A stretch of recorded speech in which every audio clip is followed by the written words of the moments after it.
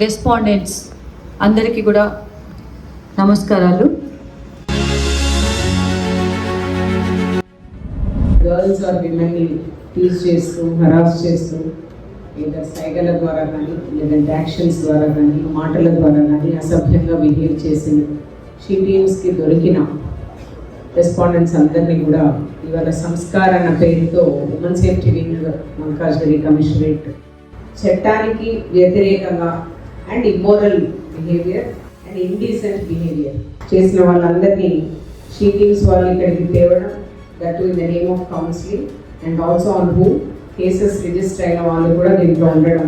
ఒక 2 నెలల్లోనే 248 మంది ఓన్లీ షీటీమ్స్ వ్యవస్థకు దొరకడం అన్నది మనము ఇక్కడ గమనించాల్సిన విషయం. అంటే సంస్కార యొక్క ఆవశ్యకత ఎంత ఉందన్నది గమనించాలి.